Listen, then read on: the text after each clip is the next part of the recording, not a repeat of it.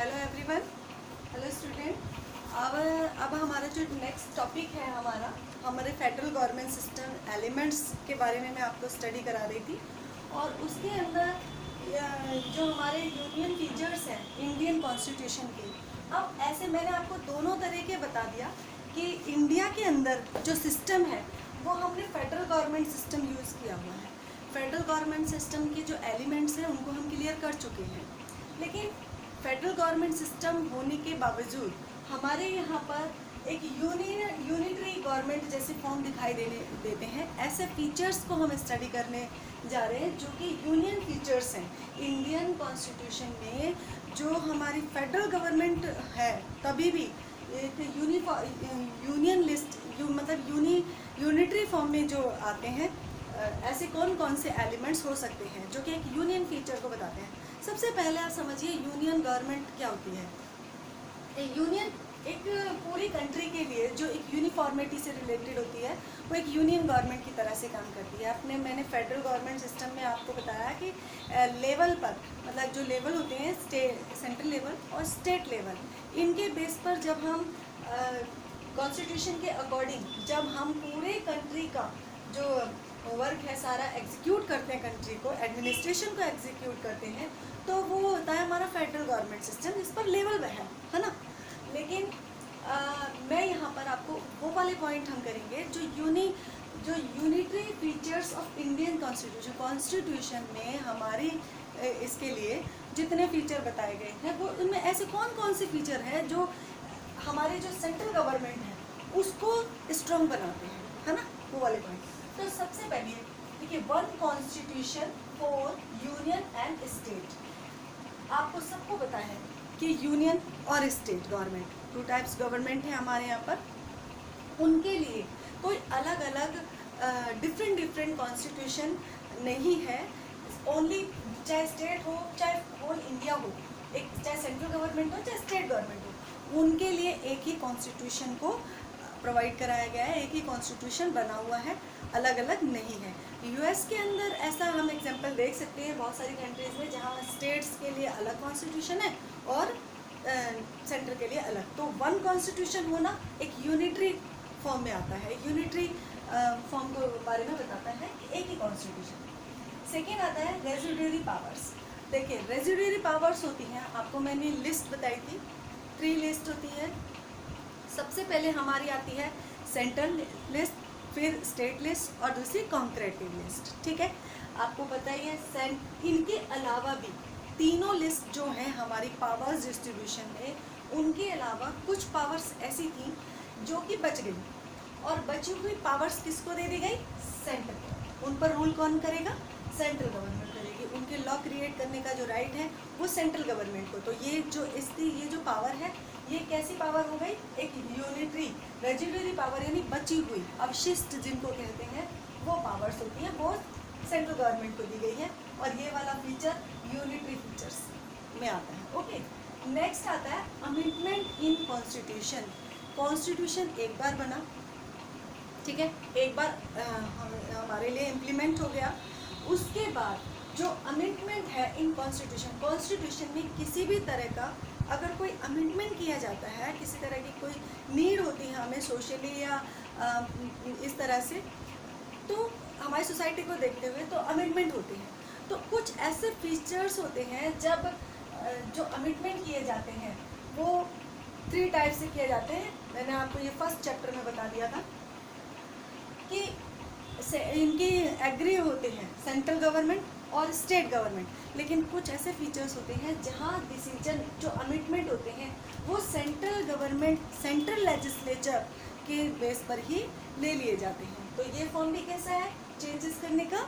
Constitution में अगर need है चेंज की तो अमेंडमेंट एंड कॉन्स्टिट्यूशन में अमेंडमेंट जो है उसको ज़्यादा पावर कहाँ दी गई है? Central government. नेक्स्ट आता है हमारे division of power in favour of centre. देखिए, लिस्ट बताई मैंने आपको, डिवीज़न ऑफ पावर्स बता दिए। जो सबसे सेंटर है वो 99 ऐसे टॉपिक हैं उन पर ये सेंट्रल गवर्नमेंट लॉ क्रिएट करती है। ठीक है, 66 ऐसे सब्जेक्ट्स हैं जिन पर स्टेट्स गवर्नमेंट एग्जीक्यूट करती है, उनको उन पे लॉ क्रिएट करती है। और 52 अप्रॉक्स 52 ऐसे सब्जेक्ट हैं जिन पर कि दोनों करती है। अब क्या होता है कि जो पावर है सबसे ज़्यादा किसके पास है? सेंट्रल के पास।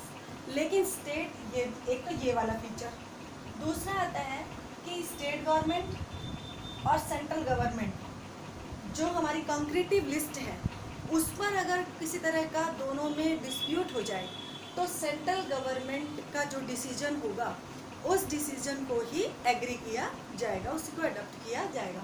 तो ये क्या है? Division of power in favour central government. Okay, तो हमारा फिफ्थ पॉइंट आ रहा है कि यूनिटरी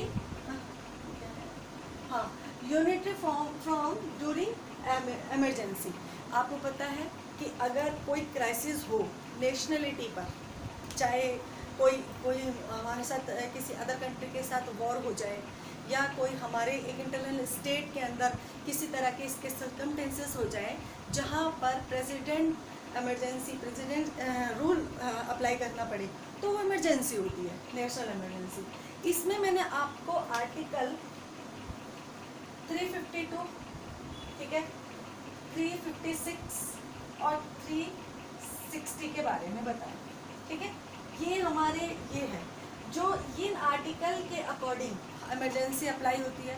जब इमरजेंसी लग जाती है तो किसी भी स्टेट में लगे, कहीं पर भी लगे, चाहे ये वाला रूल हो, चाहे ये वाला आर्टिकल अप्लाई हो, चाहे ये हो, तो होल इंडिया का जो एडमिनिस्ट्रेशन है वो सेंट्रल गवर्नमेंट के हैंड्स में हो जाता है, सेंट्रल गवर्नमेंट के पास चला जाता है। सेंट्रल गवर्नमेंट ही उसके अंडर उसके अकॉर्डिंग रूल बनाती है, ठीक है। इसको कहते हैं प्रेसिडेंसी रूल। ओके, तो ये भी एक ऐसा फीचर है जो हमारे यूनिटरी फीचर्स में आता है। नेक्स्ट आता है हमारे 6 पॉइंट आता है कि unequal representation of state in Rajya Sabha. Rajya Sabha जो कि अपर हाउस है, हमारी सेंट्रल लेजिस्लेचर में, पार्लियामेंट में राज्यसभा, जो हमारी स्टेट काउंसिल है वो राज्यसभा ही होती है, स्टेट काउंसिल।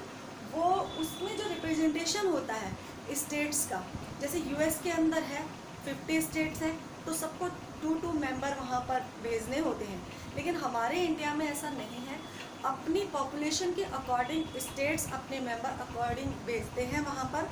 तो ये रिप्रेजेंटेशन भी ऐसा नहीं, जो कि फेडरल गवर्नमेंट सिस्टम के अकॉर्डिंग ठीक नहीं है, है ना, उसके अकॉर्डिंग नहीं है। जब फेडरल गवर्नमेंट के अकॉर्डिंग नहीं है तो यूनियन गवर्नमेंट की तरह से वर्क करता है। तो ये रिप्रेजेंटेशन पॉपुलेशन के अकॉर्डिंग भेजा जाता है।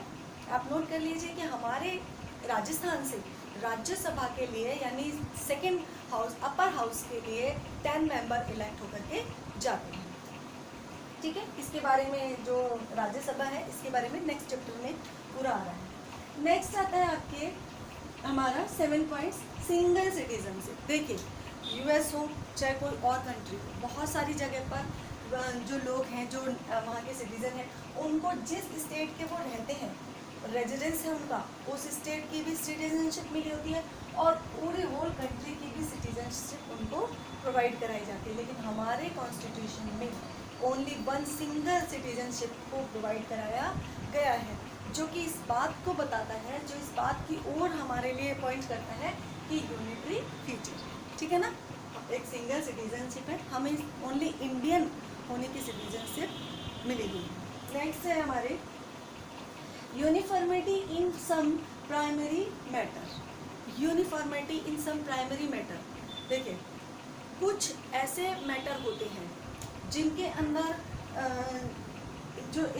जो हमारा ये है कि uniformity in some primary matter, इसके अंदर इसको हम कह सकते हैं कि, एक मिनट हमें इसको ब्रेक करना है, यहाँ पे आगे वाले पहुँचेगा नहीं।